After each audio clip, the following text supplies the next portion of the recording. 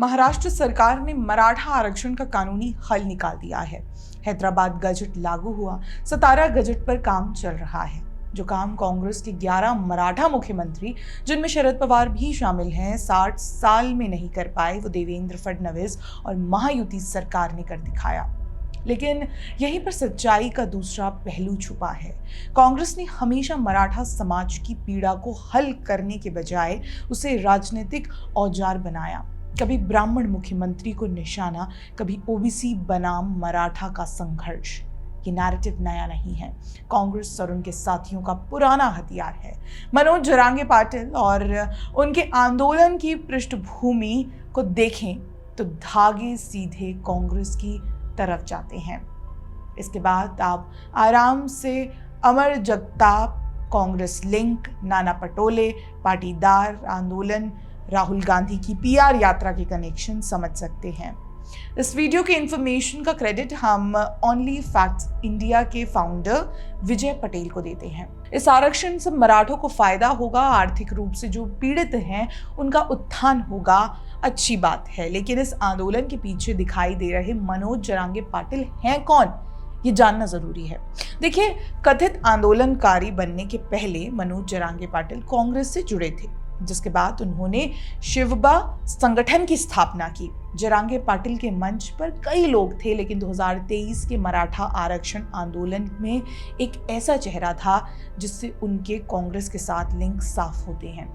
जरांगे का साथ देने के लिए अमर संजय जगताप ने भी संभाजी नगर में एक अलग आंदोलन किया था और जरांगे के आंदोलन की प्लानिंग में भी शामिल थे।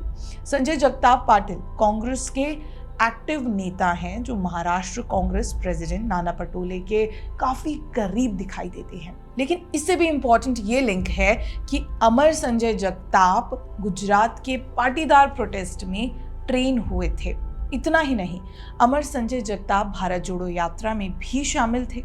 हमने जो मराठा आरक्षण पर एक्सप्लेनर वीडियो बनाया था, उसमें एक गेम ऑफ थ्रोन्स की एनालॉजी का इस्तेमाल किया था। इस आरक्षण के गेम ऑफ थ्रोन्स में कई प्लेयर्स हैं, कई एंगल्स हैं और उद्देश्य भी कई हैं। जैसे 2023 से 24 के लोकसभा चुनावों पर प्रभाव डालना था, जिसमें वो सफल रहे। फिर 2024 मिड में विधानसभा चुनावों में कई स्तरों पर महाराष्ट्र को जातीय समीकरण में बांटने की कोशिश की गई, जैसे राहुल गांधी का जातीय जनगणना का दाव और जरांगे का ओबीसी वर्सेस मराठा का खेल।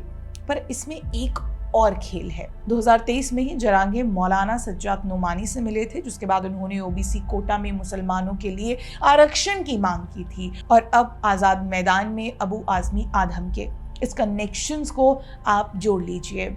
फडणवीस ने आरक्षण दे दिया, आम लोगों को इससे फायदा मिलेगा, ठीक है। लेकिन जो इस आंदोलन का चेहरा बने बैठे थे, जिन्होंने 60 सालों में कभी मराठाओं के दुखों को सुना तक नहीं, वो हिंदू या मराठा हितैषी हैं, ये भूल कर भी मत सोचिएगा। इनका मकसद केवल एक ही दिखाई देता है, मराठा बनाम ओबीसी करना और महाराष्ट्र में सत्ता पलट करना। बहुत बहुत धन्यवाद।